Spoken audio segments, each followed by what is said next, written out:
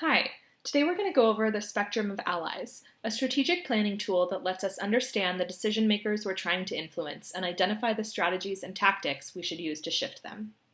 Let's go over some common misconceptions we might have about organizing to win, which can actually disempower and distract us. The first is, we need everyone.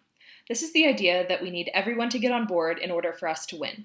This is unfounded and actually can just invite despair and frustration as we work towards an unrealistic and unachievable goal. The truth is, we only need a critical mass. This frees us up to think about the people we can actually shift in our favor more creatively and to more effectively use the energy we might otherwise put into shifting those who cannot be shifted. The second is, you're either with us or against us. It's not always that simple. In fact, most people are somewhere between with us and against us when talking about any particular issue. It's strategic to understand where people lie on this spectrum and what is needed to shift them towards us, because not everyone is coming from the same place, so we shouldn't be treating them like they are. The third is, everyone is worth engaging with. This one sounds nice because we want to believe that each person is worth our time to try to connect with and inspire, but if we're trying to win, we have to be realistic. You may have heard us use the phrase, go for the low-hanging fruit. This is what we mean when we talk about low-hanging fruit. It's not worth our time to try to move those who are actively opposing us, but rather to shift those who are shiftable. We'll talk more about this in a few minutes. The spectrum of allies. It's a tool we use to map the actors we're engaging with. This could be voters, city council members, organizations, or in this case, of Move to Amend trying to target Congresspeople to co-sponsor the 28th Amendment. It's those Congresspeople and maybe their influencers. You can see the spectrum ranges from active support to active opposition. We're going to walk through what these categories are so we can map the decision makers we're working with in order to be effective and strategic as we do so. Let's talk about the first two categories, active support and passive support. These are our allies and those who could easily be our allies. These are folks who agree with us and work for or with our goals, or people who just agree with us and think we're doing good work. Talking about active supporters, it won't take much effort in order to move them, but they don't have much to move on, so there will be small gains from the effort we put in. Instead, with active supporters, our energy is best used to focus on coalition building and fortifying relationships. Reciprocate support, show some love, keep them engaged. Passive supporters. These are folks who agree with you, who like what you're doing, but they're not necessarily active. In some situations, this might be people on your email list who sign your petition and thank you for all the good work you're doing. In our case, it might be Congresspeople who are co-sponsors, but who aren't champions of the amendment. They might not work actively to promote it, they might not even understand it that well, but they're on board. For these folks, a little bit of effort can go a long way. We should spend our energy with them figuring out how we can erase the barriers keeping them from being more active supporters. Maybe they need more information so they can talk about it more clearly. Maybe they need to build a more personal relationship with us and trust us more. Or maybe they just need to be showed what to do in order to be active. What do they need to feel more invested? Neutral players. These are the ones who don't feel one way or another about your issue. They haven't taken a position on it, maybe because they're undecided on the politics, don't understand the implications, have some concerns or questions they need answering, or just don't care that much. Many players lie in this neutral territory. Moderate effort for moderate gains. Shifting neutrals often requires political education or debate, which means it really could go either way. If you manage to convince them and move them to be passive supporters, you may have won them over. On the other hand, if you fail to convince a neutral, it can sometimes knock them hard over into opposition territory. Next, we have the passive opposition and the active opposition. Passive opponents can sometimes be neutralized and can be very useful to you if they are, but active opponents are the players we don't want to be pouring resources into shifting. It's very unlikely they'll move in our direction. You'll notice that the active opposition wedge is surrounded by a thick border. This indicates that the goal is to isolate your active opposition. It can be difficult to accept that some people are never going to be on our team, but focusing on moving your active opposition is not a sound strategy. Maybe you would consider putting effort into discrediting them on the issue or unseating them. In our case at Move to Amend, these are Congresspeople who are outspoken advocates for Citizens United, who believe corporations should have constitutional rights, and who would die on that hill. Let them.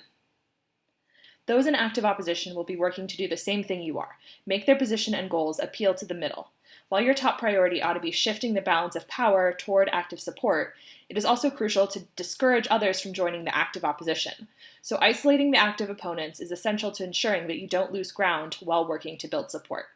Moving passive opponents takes a lot of effort, but yields high gains.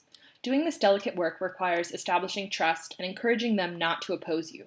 You're trying to shrink the opposition, not be naive in thinking they're going to be your next champion. This work is often tense and difficult, but shifting everyone on the spectrum who is able to shift is worthwhile. This is a long game shift. It usually is not something that could be done in one conversation or action, but requires building trust, providing information, examples, and considering this player's pillars of support. We'll talk about pillars of support in another video, but basically, considering if you can shift the people around them that they already trust. Working to shift active opponents is a lot of work for very little payoff. It's unstrategic to use your limited organizing energy and resources to try to win these people over. They care as much as you do about this issue, just on the other side. These are stakeholders who are taking actions against you and who might have a personal interest in the thing you're trying to change. It's important to know who these players are. Then if you decide you have the capacity, to consider efficient tactics to isolate them, discredit them, unseat them, and shift public opinion to think that they're wrong.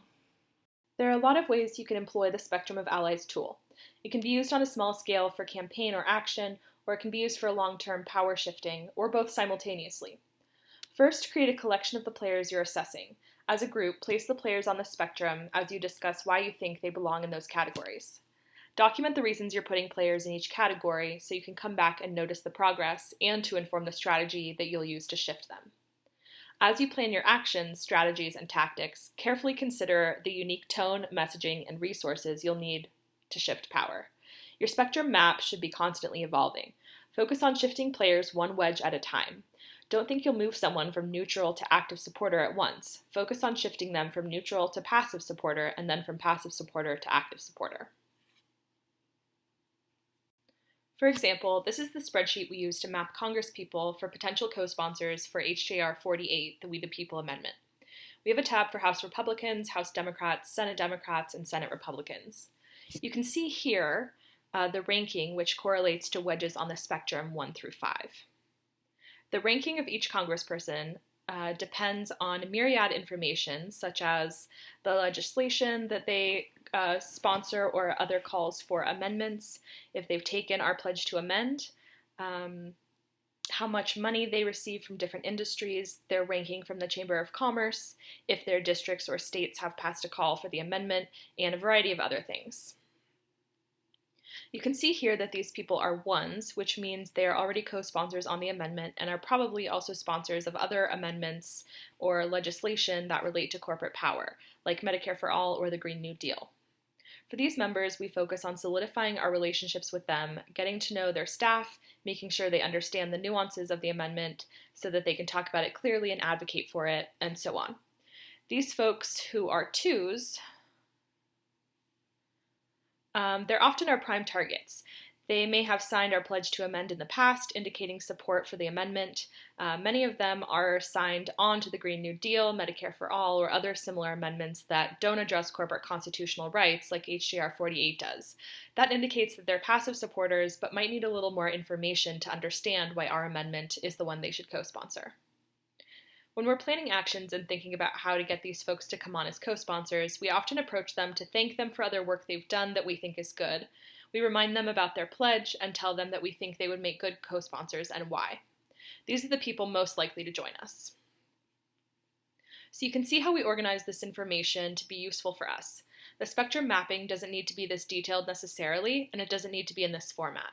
But this is an example of the way we use the spectrum, and it's very helpful for us in being as strategic as possible with our limited resources. I hope this tool is useful for you and can help inform your strategic planning. Thanks.